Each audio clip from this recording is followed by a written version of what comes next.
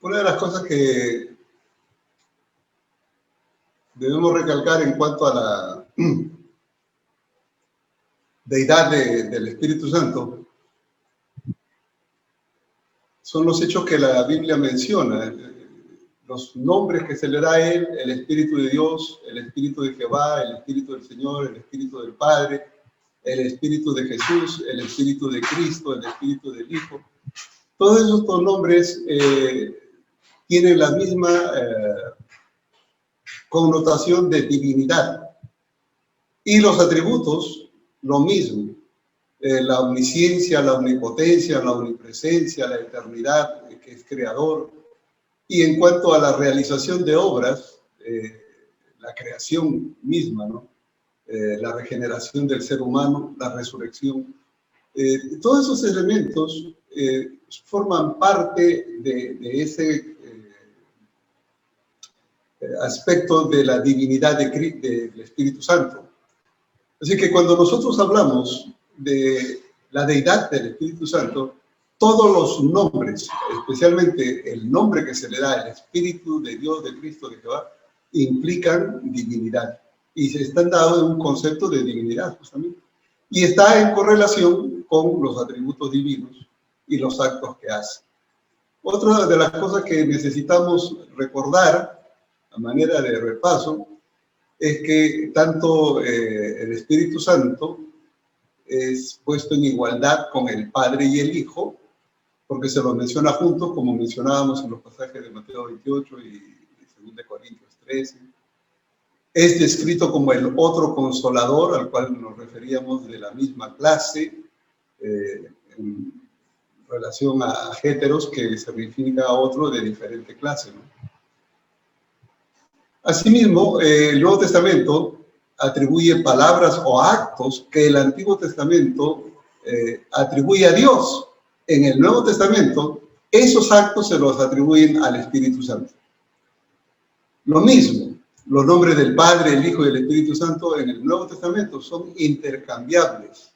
Cuando nosotros vemos en Hechos que el Espíritu Santo es Dios, que Cristo y el Espíritu Santo trabajan armoniosamente, ¿no? Cuando hablamos del Espíritu de Cristo, hablar del Espíritu de Cristo y del Espíritu Santo es hablar de lo mismo. Es enviado por el Padre por pedido de Cristo, en lo que dice la Biblia.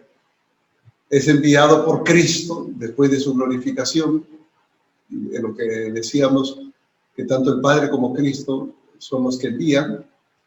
Es el representante de Cristo, testifica acerca de él, le glorifica, desempeña su función en el plan de salvación subordinado al Padre y al Hijo, pero no en cuanto a su divinidad. Y aquí es el aspecto importante. Lo mismo que existe la relación entre el Padre y el Hijo. El Hijo se subordinó al Padre para venir a hacerse hombre y cumplir su misión de morir en la cruz para nuestra salvación. Lo mismo, el Espíritu Santo hoy se somete al trabajo del Padre y el Hijo para cumplir su misión en el corazón del ser humano y en la iglesia de Dios, ¿no? Y finalmente decimos que los miembros de la deidad trabajan juntos como una unidad, aunque la tarea específica que cada uno realiza pueda ser diferente, pero la intención, el objetivo, siempre será el mismo. Así que en todos estos elementos ustedes pueden ver que no se puede hablar en estos términos a menos que entendamos la deidad del Espíritu Santo. Vamos a continuar con el otro aspecto que considero también importante, al igual que este elemento de la deidad. Estamos hablando de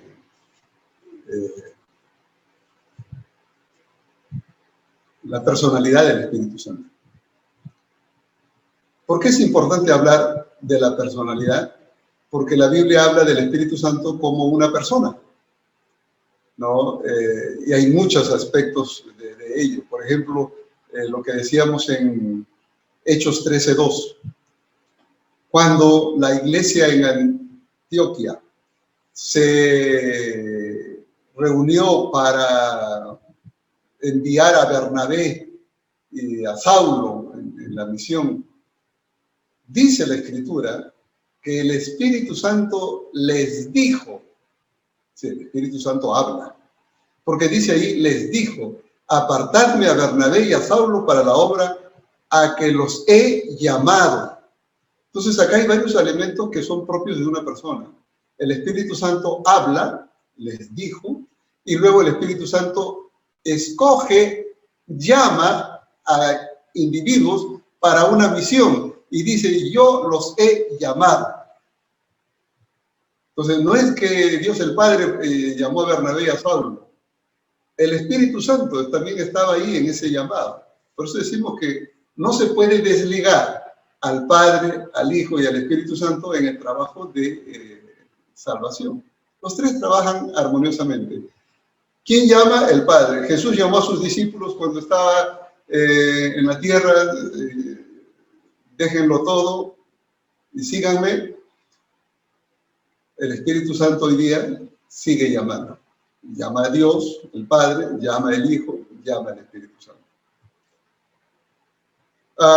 Otro de los aspectos que nos ayudan a entender la personalidad está en Juan 16:13, ¿no? Porque aquí se nos dice que el Espíritu Santo, cuando viene, Él hará saber, dice, es el Espíritu Santo quien hará saber las cosas que habrán de venir. Bueno, el único persona que puede dar a conocer es una persona que piensa, que conoce, ¿no? Que tiene razonamiento. De otra manera, no se puede decir, Él os hará saber. Así que el Espíritu Santo no solamente nos hará saber, sino que cuando uno avanza un poquito más en Juan 14:26, uno encuentra que el Espíritu Santo, dice, nos enseñará, es un maestro, y además nos hará recordar. O sea, no hay que tomar vitaminas para la memoria, sino que el Espíritu Santo es la vitamina divina que nos hará recordar todas las cosas que hemos estudiado. Así que hay algunas personas que cuando dan su testimonio de cómo enfrentar un desafío o dando un estudio bíblico, dicen, ¡ay, por suerte me acordé de aquel pasaje! Claro, ellos dicen, me acordé de aquel pasaje, pero es el Espíritu Santo quien le está dando, ¿no?, la capacidad, la habilidad de recordar todo lo aprendido para que pueda enfrentar la crisis en el momento en que está. Porque el Espíritu Santo, dice, nos hará recordar, no solo nos enseña, nos ayuda a recordar. En Juan 15:26 dice que el Espíritu Santo da testimonio acerca de Cristo. Y solamente puede testificar una persona, un objeto no puede testificar. Así que, más aún, Juan 16:7-8 habla de que el Espíritu Santo convence al mundo de pecado, justicia y juicio. Ese convencimiento es propio de una persona. Y Efesios 4:30 nos dice que el Espíritu Santo se puede entristecer o se le puede mentir, como en el caso de Hechos 5, ¿no?, cuando Ananías y Zafira intentaron mentir al Espíritu Santo. Así que cuando nosotros hablamos de el Espíritu Santo como persona, necesitamos indicar que trabaja en armonía con el Padre y el Hijo. Por eso es que la bendición de Pablo en 2 Corintios 13:14, el Espíritu Santo derrame su gracia, su misericordia, al igual que las bendiciones del Padre y del Hijo. Un elemento más encontramos en Hechos capítulo 15, verso 28. ¿Se acuerdan ustedes cuando se discutía sobre la circuncisión, si debía la iglesia cristiana adoptar la circuncisión como parte de la exigencia para los creyentes judíos, no judíos, perdón, que llegaban a la iglesia?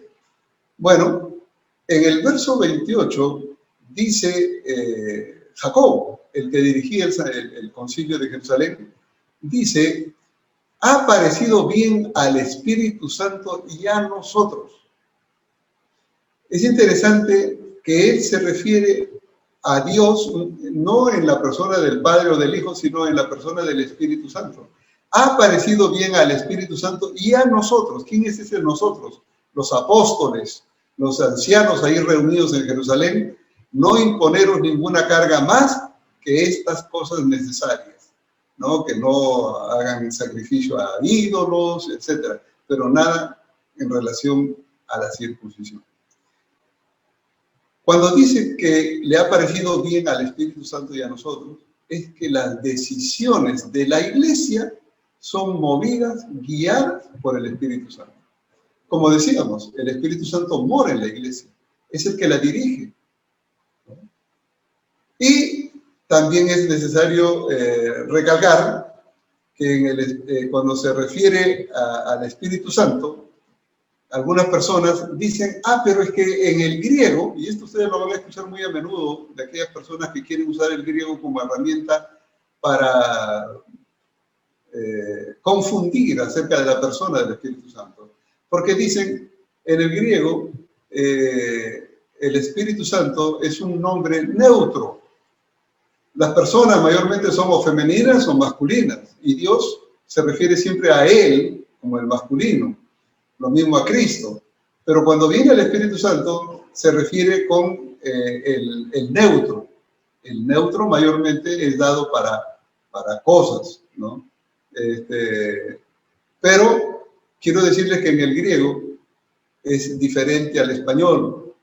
El género neutro también se usa para referirse a personas. De hecho, el neutro no solamente es el nombre del Espíritu Santo, también lo es el referirse a los demonios. Los demonios es el neutro, ¿no? Así que, y son seres vivos, pensantes. Pero si quisiéramos nosotros enfrentar este desafío con la Biblia, tendríamos que venir a un texto en particular, Juan 16, 13 y 14. Yo creo que este pasaje nos puede ayudar bastante a contestar a aquellos que quieren confundir con el nombre neutro del Espíritu Santo. ¿Por qué? Porque aquí se usa un pronombre demostrativo. El pronombre demostrativo. Que traduce, voy a leer Juan 16, 13 y 14, en la partecita donde dice, Él os guiará a toda la verdad. Yo subrayo la palabra Él. Él os guiará a toda la verdad, refiriéndose al Espíritu Santo. Él. Y luego, más adelante en el verso 14 dice, Él me glorificará, refiriéndose al Espíritu Santo. Y quiero enfatizar que esa palabra Él me guiará, Él os guiará, Él me glorificará. Ese Él es un pronombre demostrativo que en el griego está en masculino. O sea, no siempre, no todo, las referencias al Espíritu Santo aluden al nombre neutro. Sí, el nombre Espíritu Santo es neutro, estamos de acuerdo. Pero también se usa un pronombre demostrativo masculino para referirse al Espíritu Santo. Así que tomarse de un argumento lingüístico para decir que no es una persona me parece absurdo, cuando aquí en Juan 16, 13 y 14 hay un pronombre demostrativo que se traduce Él guiará, Él me glorificará, para referirse al Espíritu Santo y está en masculino. O sea, ese es un aspecto muy importante cuando uno tiene que confrontar a estas personas que vienen con argumentos propios del idioma griego. Así que diríamos que a manera de repaso podríamos mirar una tabla. Si ustedes miran su tabla, creo que es la lista 23, yo voy a ponerla aquí en la pantalla y lo miramos rápidamente. Aquí se menciona todos los aspectos de la personalidad del Espíritu Santo, ¿no? Aquí se menciona al Espíritu Santo con voluntad, inteligencia, conocimiento, sentimiento, emociones, son propias de una personalidad. Hace lo que cualquier persona hace. Enseña, testifica, convence, guía, oye. El Espíritu Santo habla, revela, inspira, llama, envía, concede dones, prohíbe. Recuerdan que el Espíritu Santo le prohibió a Pablo ir a Macedonia, a Iconia y pasar a Macedonia, más bien a ayudar. Intercede y es tratado como una persona también. La Biblia señala que el Espíritu Santo fue tentado, se le puede resistir como cualquier persona, se le puede entristecer, se le puede hacer enojar, se le puede ofender, ¿no? Se puede blasfemar contra él, se le puede invocar. Y aquí quiero hacer una observación. La Biblia hace una distinción entre el Espíritu Santo y el poder de Dios. Porque algunas veces el Espíritu Santo está conectado al poder de Dios. Sí, está conectado. Porque cuando se habla del poder de Dios, es la presencia del Espíritu Santo dando ese poder. Pero no que el Espíritu Santo sea el poder de Dios. Son dos cosas diferentes. El poder de Dios es una cosa, el Espíritu Santo es la persona divina que hace posible que ese poder se manifieste, ¿no? Y de eso se puede hablar mucho, pero bueno, necesitamos seguir y cualquier duda podamos luego en la sección preguntas se puede hacer. Así que podríamos decir que el Espíritu Santo, debido a que es una persona divina, no es una fuerza, como dicen los testigos de Jehová, y por tal razón se le honra y se le respeta al igual que el Padre y el Hijo. De igual manera, podríamos decir que el Espíritu Santo tiene diferentes símbolos, ¿no? En la cual nosotros necesitamos indicar algunos de ellos. Si me permiten compartir con ustedes algunos de los símbolos que se indican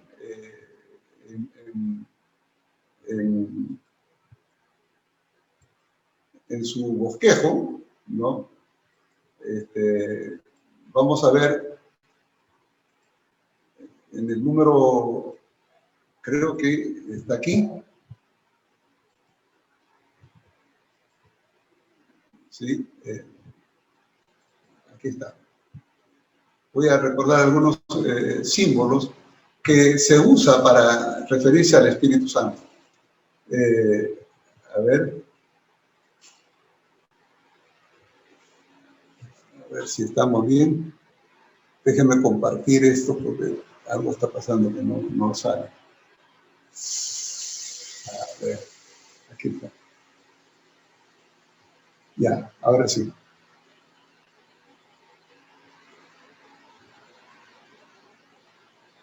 Los símbolos que el Espíritu Santo se indica están aquí resumidos en el viento, ríos de agua viva, el fuego, el aceite, la paloma, el sello o arras, el colirio, entre otros. Son los más resaltantes que la Biblia menciona. ¿Cuáles son los aspectos resaltantes de cada uno de ellos? Podríamos decir, en cuanto al aliento. Ustedes tienen ahí un resumen de textos donde se menciona el aliento, pero las lecciones es que es esencial para la vida. Fue el aliento de Dios quien le dio vida al ser humano, el ruaj de Dios, ¿no? Así que el Espíritu Santo es necesario para la vida espiritual. Lo mismo, el Espíritu Santo obra en forma invisible y misteriosa. Decíamos invisible por cuanto el viento, el aliento, no se lo ve, pero se siente sus efectos, ¿no? El Espíritu es libre y soberano y Todo lo que podemos hacer nosotros es aceptar que trabaje en nuestra vida o simplemente rechazarlo. La Biblia dice que es poderoso e irresistible. Y aquí yo quiero aclarar algo. Es irresistible en el sentido de que todo lo que Dios dispone se cumple según su voluntad, pero no beneficia a aquellos que deciden no abrir su corazón. Es decir, la obra del Espíritu Santo es una bendición para todos los que están preparados para recibirle, pero es una desgracia para aquellos que no abren su corazón. Pero Dios obra. El asunto no está en que si Dios obra, sino en que quién recibe la bendición, el que está dispuesto. Y allí otra vez volvemos al libre albedrío, el que voluntariamente decide abrir su corazón. La Biblia habla de ríos de agua viva, los pasajes que señalan, y es que así como el agua apaga la sed, el Espíritu Santo también es el único que apaga la sed espiritual. El agua limpia, lo mismo hace el Espíritu Santo, nos limpia de nuestros pecados. El agua vivifica, reanima, da vida, también lo hace el Espíritu Santo. Los ríos generan un poder incontenible que generan electricidad inclusive. El Espíritu Santo también es un poder irresistible.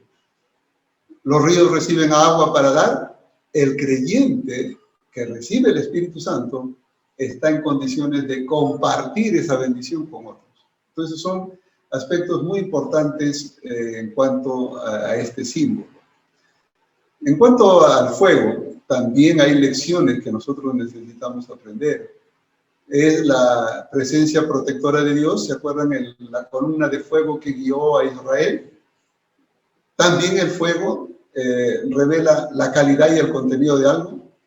Cuando nosotros queremos purificar un mineral, lo ponemos al fuego y así la escoria es quitada y queda el mineral puro. De la misma manera, el Espíritu Santo es el que quita de nosotros el pecado y nos limpia de toda maldad. El fuego purifica y consume la escoria, lo mismo hace el Espíritu Santo consumiendo el pecado de aquel que se arrepiente. Otra vez, el beneficiado es el que se arrepiente y confiesa su pecado. De otra manera, no es posible. Si uno no decide, si uno no abre su corazón, Dios no puede obrar en el ser humano. El fuego derrite, ablanda, y eso es lo que hace el Espíritu Santo. Ablanda el corazón, ¿no?, por su influencia. El fuego endurece, como la arcilla, cuando es sometida al fuego, se transforma en cerámica. Así también el Espíritu Santo nos transforma. El fuego purificador también es uno de los símbolos que se usa en la Biblia para referirse al Espíritu Santo. ¿Qué lecciones aprendemos del aceite? El aceite es el que ilumina. Sin aceite la lámpara no funciona. Sin aceite, diríamos, no hay la suavidad en la piel. Hoy día en la piel se habla de suavidad. Bueno, el Espíritu Santo suaviza el carácter del ser humano con su presencia. Y es un símbolo de consagración. Fíjense ustedes que la Biblia tiene 202 referencias bíblicas al ungimiento con aceite. Y entre ellas, Jesús fue ungido con el Espíritu Santo, porque fue el Espíritu de Dios en ocasión de su bautismo. El creyente es ungido con el Espíritu Santo, de la misma manera que Cristo lo fue. Con respecto a la paloma, es también en el bautismo del Espíritu Santo esa presencia del Espíritu Santo en forma de paloma. Es el símbolo de paz, de inocencia, de pureza, de amabilidad. La Biblia usa este símbolo para referirse al mensajero. El Espíritu Santo, como el representante del Padre, nos trae mensajes de parte de él. Así que todos estos símbolos, de alguna manera, tienen lecciones para nosotros. Y Pablo dice que es el sello de propiedad. son las arras, como decimos, el pago anticipado, ¿no? De la garantía de que la transacción será completada. Y es que el Espíritu Santo se nos concede como una garantía de que Dios completará la salvación en favor de sus hijos. Así que todos estos son símbolos. Un aspecto más, el colirio, que ayuda al creyente a ver su condición espiritual. Visto estos símbolos, me gustaría ahora introducirme a la acción del Espíritu Santo en el Antiguo Testamento, en el Nuevo Testamento y en la iglesia, en el creyente. Cuando uno habla en el Antiguo Testamento, nosotros tenemos que mirar el Antiguo Testamento. Está allí la acción del Espíritu Santo en la creación. Dios estuvo presente en el momento de la creación. Al revelar las Escrituras, inspirar las Escrituras, el Espíritu Santo también estuvo presente. Estoy leyendo Isaías 6 y su corroboración está en Hechos 28. En la concesión del don de profecía, nosotros encontramos cómo los líderes de Israel fueron dotados del don de profecía. Saúl profetizó, los mensajeros de Saúl a David profetizaron, David mismo profetizó. Así que cuando nosotros hablamos de la acción del Espíritu Santo en las Escrituras, nosotros tenemos que decir que sí, el Espíritu Santo ha estado activo en el Antiguo Testamento y sigue activo, porque no solamente en el Antiguo Testamento, sino que se le da al trabajo en el don de profecía, sino que también el Espíritu Santo capacita a los líderes. ¿Se acuerdan ustedes de los artesanos que construyeron los utensilios del templo? ¿Quién les dio esa habilidad? La Biblia dice en Éxodo 31, versos 1 al 6, que Dios escogió a Bezalel, a Oliab, y les dio habilidades, dones, con su espíritu. Le dio para que puedan ellos cumplir con el trabajo de los utensilios del templo. Asimismo, cuando uno lee Números 11:17, descubre que Dios es el mismo quien le dio habilidades a los dirigentes de Israel para que puedan ayudar a Moisés, a los ancianos, para que ayuden en la administración del pueblo. Así que ese hecho de ser un administrador es un don que Dios concede a todo aquel que está dispuesto a servir, ¿no? Aquí uno, aunque en el mundo se estudia para ser administrador de empresas, administrador de sociedades comerciales, en la iglesia el don de administrar, de aconsejar, de liderar, es algo que concede el Espíritu Santo. Más tarde, cuando se habla de los jueces, se habla del don del Espíritu Santo concedido para que ellos guíen a Israel. Por ejemplo, se habla de Otoniel, quien recibió el Espíritu de Jehová para que lo guiase en el trabajo que tenía por delante. Gedeón mismo, el Espíritu de Jehová vino sobre él y lo guió en su lucha contra los madianitas y venció. Jefté, Sansón. Algunos piensan que la fuerza de Sansón estaba en el pelo y algunos se dejan crecer el pelo pensando que van a tener más fuerza. La Biblia dice que no fue el pelo, fue el Espíritu de Dios quien le dio la fuerza. Y es el Espíritu de Dios quien vino a Sansón, el que le dio la capacidad para dirigir y las fuerzas para destruir a los filisteos.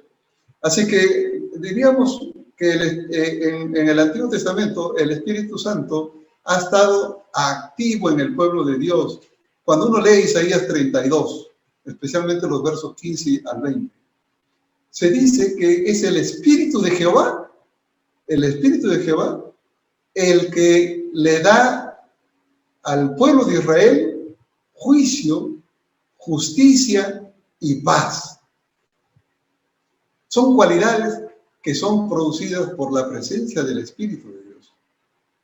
Así que aún es en el Antiguo Testamento donde se promete el derramamiento del Espíritu Santo en un futuro cercano, cuando los postreros días se cumplan. Y está en Joel 2:28 a 30. Y en los postreros días derramaré mi espíritu y profetizarán y verán visiones. Es allí en el Antiguo Testamento donde el Espíritu Santo estaba activo, que se proyecta hacia el futuro, en la iglesia y al tiempo del fin, que es el momento que estamos viviendo. En cuanto a la vida de Jesús, el Espíritu Santo ha estado presente en la vida de Jesús también. No se puede hablar del ministerio de Jesús sin expresar la presencia del Espíritu Santo. Por una razón. Jesús no podría haberse encarnado si el Espíritu Santo no hubiera engendrado en María. Es decir, la encarnación tuvo lugar por la participación del Espíritu Santo. Cuando uno lee en Mateo 1:18, el ángel le dice a José: no tengas duda en recibir a María, porque lo que en ella es engendrado es del Espíritu Santo. José no creía que María había engendrado del Espíritu Santo. Él quería abandonarla y pensando en eso se durmió, y el ángel viene ahora para decirle: no abandones a María, porque lo que en ella está engendrado del Espíritu Santo es. Es decir, la encarnación no hubiera sido posible sin la participación del Espíritu Santo. Así que desde el mismo momento de la encarnación, el nacimiento de Cristo, el Espíritu Santo estuvo activo en la vida de Jesús. Más aún en el bautismo. Cuando Jesús fue bautizado, la presencia del Espíritu Santo en forma de paloma también se manifestó. Y Jesús fue ungido con el Espíritu Santo en su bautismo. Fue el Espíritu Santo quien lo condujo al desierto, y después allí él fue tentado. Bueno, es el Espíritu Santo quien estuvo con Jesús esos 40 días y 40 noches, mientras Jesús repasaba el plan de salvación que debía empezar en ese momento. Tenía 3 años y medio. ¿Qué voy a hacer en estos 3 años y medio? Jesús planificó cada aspecto de su ministerio hasta la cruz. Por eso, cuando nosotros vemos los milagros de Jesús, también tenemos que reconocer que el Espíritu Santo estaba allí presente. Voy a leer con ustedes especialmente el libro de Mateo, capítulo 12, y el verso 28, porque allí se menciona cómo el Espíritu Santo trabajó con Jesús en sus milagros. Miren lo que dice Mateo 12, 28.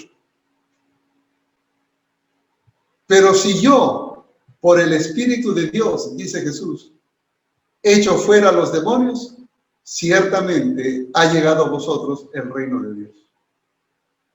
Si yo, por el Espíritu de Dios, echo fuera a los demonios, ¿con qué poder Jesús echaba fuera a los demonios? Y él dice, con el poder de Dios. La presencia del Espíritu Santo estaba en él. ¿Cómo lo sabemos? Vamos a ir a otro pasaje en el libro de Hechos, en el capítulo 10 y el verso 38. Leo, Hechos 10, 38. Cuando da Pedro su testimonio acerca de Jesús, dice, cómo Dios ungió con el Espíritu Santo.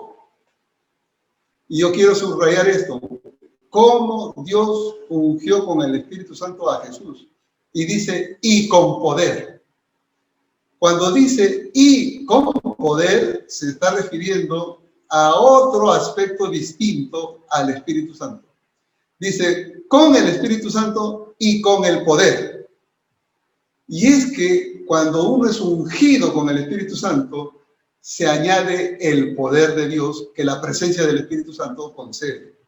Y Pedro dice, cómo Dios ungió con el Espíritu Santo y con poder a Jesús de Nazaret, y cómo éste anduvo haciendo bienes y sanando a todos los oprimidos por el diablo, porque Dios estaba con él. Cuando él sanaba, echaba demonios, ¿quién estaba con él? Dios, quien lo había ungido con el Espíritu Santo. Así que en el ministerio de Jesús, la presencia del Espíritu Santo es importante, porque como dice Lucas 4:18, el Espíritu del Señor está sobre mí por cuanto me ha ungido para dar buenas nuevas a los pobres, para pregonar libertad, para poner en libertad. Es decir, Jesús era consciente que al ser ungido por el Espíritu Santo, tenía un poder para hacer obras de caridad, de sanidad. Y allí se manifiesta el Espíritu Santo en el ministerio de Jesús. Más adelante, Lucas 10, versos 17 al 21, se menciona cuando Jesús recibe el informe misionero. Él había enviado a 70 a predicar. Y ahora estos 70 regresan. Y Jesús, dice en la Escritura, se regocijó en el Espíritu Santo junto con sus discípulos. Porque ahora los discípulos estaban haciendo lo mismo que Jesús había hecho. Estaban sanando y echando demonios. Y ellos se admiraban cómo los demonios se obedecían al mandato de ellos. Y la razón era porque el mismo Espíritu Santo moraba en ellos y era el poder, la presencia del Espíritu Santo y su poder quien les daba la autoridad para echar demonios. Ese mismo poder, esa misma autoridad también está presente hoy en la iglesia cristiana en general y por supuesto en la iglesia adventista. Y aquí yo quiero señalar que en el ministerio terrenal de Jesús, la presencia del Espíritu Santo fue de vital importancia. Lo mismo es para nosotros. Por eso es que Jesús prometió que enviaría el Espíritu Santo. En Juan 16 dice, yo enviaré el Espíritu Santo, os rogaré al Padre y os dará otro consolador. ¿Y quién es ese consolador que vino? El Espíritu Santo en el Pentecostés. Desde entonces, en el Pentecostés, nace la iglesia cristiana primitiva y el motor que le da vida a esta comunidad de creyentes es el Espíritu Santo, quien hasta el día de hoy sigue moviendo al pueblo de Dios en el avance de la predicación. Si alguien está activo en la iglesia, es porque es movido por el Espíritu de Dios. Si alguien no hace obra misionera en la iglesia, es porque el Espíritu Santo está ausente de él. Y quiero ser claro, acción misionera no significa solamente ir y dar estudio bíblico, no solamente significa dar evangelismo, testimonio, no. También significa el hecho de ayudar a los necesitados, orar por los enfermos, visitarlos en sus necesidades, especialmente en esta época de pandemia. Es decir, estar involucrado, ¿no? Cuando hay personas que se reúnen para orar, ese es un ministerio, el Espíritu de Dios está ahí, pero hay personas que no tienen tiempo ni para eso. Pero tengamos cuidado, una de las evidencias de que estamos vivos en la fe es cuando el Espíritu Santo nos mueve a la acción. El que no está movido a la acción en cualquiera de sus diversos aspectos, no está movido a la acción es porque la presencia del Espíritu de Dios posiblemente esté ausente. Así que es un indicador. Pero, ¿cuál es la acción del Espíritu Santo hoy? Eso lo veremos en el siguiente hora, ¿no? cómo el Espíritu Santo trabaja en la iglesia hoy y especialmente en la iglesia del tiempo del fin. Vamos a dejar unos minutos para las preguntas. Muchas gracias, Pastor Abraham. Entonces, adelante. Muchas gracias, Pastor Bolívar. Doctor Figueroa, han llegado ya varias preguntas, y hay una pregunta que dice, desde el tiempo de los hebreos, ¿los israelitas conocían el concepto del Espíritu Santo? Es decir, ¿ellos conocían el Espíritu Santo como un ente personal independiente dentro del concepto de la deidad, o lo veían como Dios mismo en una totalidad única? ¿Cómo podríamos entender eso desde la perspectiva de los profetas o escritores del Antiguo Testamento? Bueno, estaba revelado, pero no todos lo entendían así. Hay que señalar que el misterio de la deidad, porque esto tiene que ver con el misterio de la deidad en pluralidad y unidad. Para los judíos, el balance se inclinó de una manera irregular. Ellos enfatizaron la unidad, entonces un solo Dios. Y ese énfasis de la unidad fue a expensas de la pluralidad. Entonces la pluralidad no aparecía en ellos. De ahí que el Espíritu Santo o el Espíritu de Dios lo veían más como una manifestación de Dios, no como una persona. Pero la Biblia hay que ponerla así. Yo quisiera que seamos gráficos. La Biblia pone en balance la unidad y la pluralidad. Si nosotros ponemos énfasis en un solo Dios y no en Padre, Hijo y Espíritu Santo, y nos olvidamos de eso, entonces vamos a caer en el problema judío.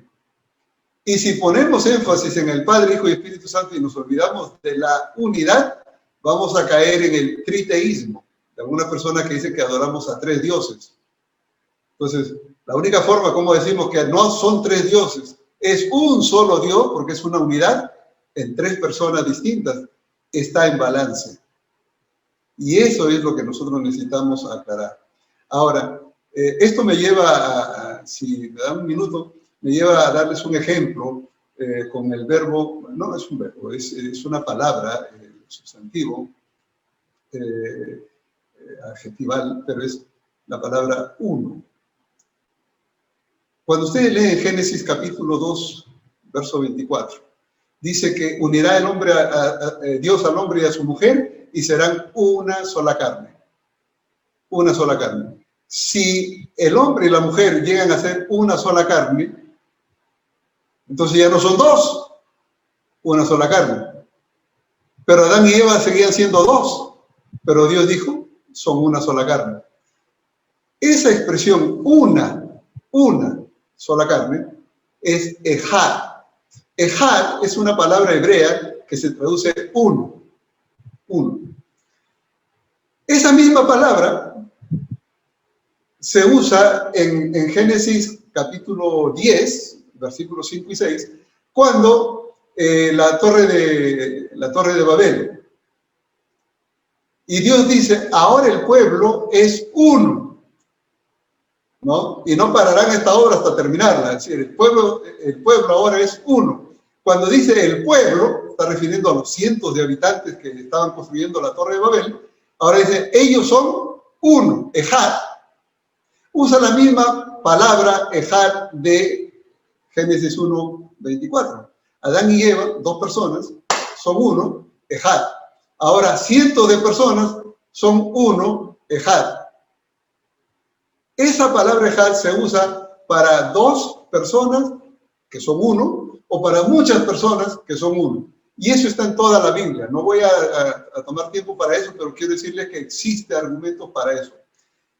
Sin embargo, cuando leemos Deuteronomio, en el capítulo 5, verso 6, donde se habla de la Shema, donde dice Jehová, oye Israel, Jehová tu Dios uno es. Entonces todos dicen, si Jehová uno es uno, pues. Entonces, ¿cómo decimos que es Padre, Hijo y Espíritu Santo si Jehová es uno? Y es que la palabra que dice uno es la misma palabra ejad.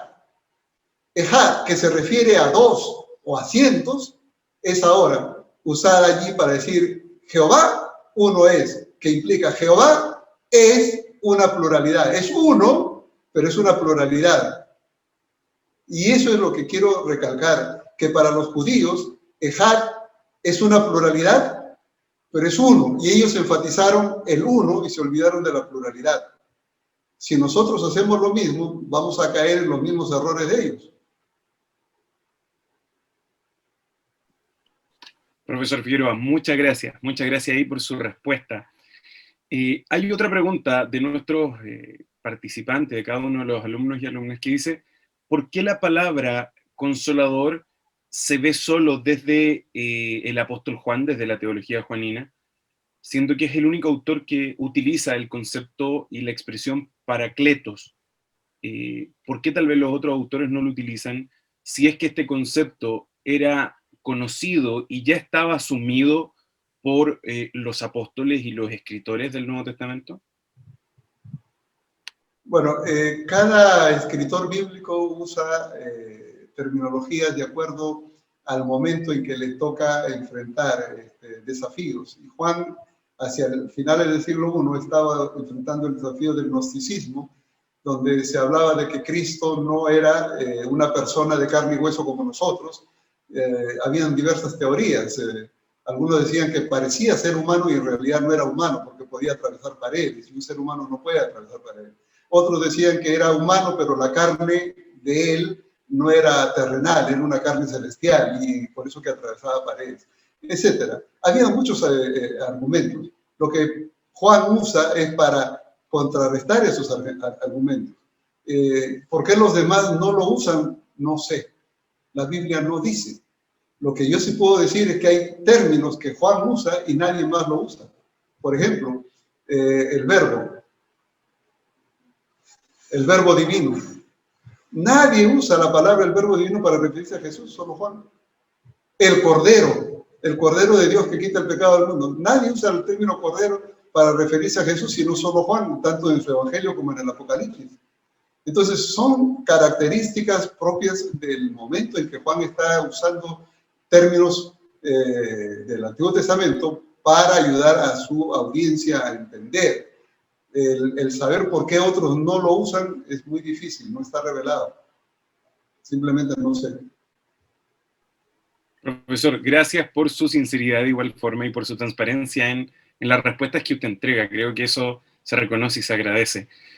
Profesor, tal vez pregunta que usted más de alguna vez se la han hecho, pero ¿podría ahondar o profundizar un poquito más en este concepto de la blasfemia contra el Espíritu Santo y qué elemento influye en que este sea un pecado tal vez imperdonable? Ya, eso lo voy a tratar en esta hora. Al terminar la hora, si no le he contestado, lo vuelven a preguntar, por favor. Ok, la vamos a marcar. Profesor, otra de las preguntas antes que terminemos esta sección. Muchas veces se puede atribuir al actor del Espíritu Santo en muchas decisiones, momentos, instancias, y atribuimos que son voluntad de Dios, siendo que puede haber ocurrido por intervención humana. ¿Cómo podemos evitar ese juego de caer en lo místico, de caer en lo mágico, donde todo lo bueno es el plan de Dios y es el actuar del Espíritu Santo? Siento que puede que ahí haya decisión también del ser humano y no tanto intervencionismo, sino malas o buenas decisiones de la humanidad. Bueno, ese es un tema muy escabroso porque está preguntando algo muy delicado.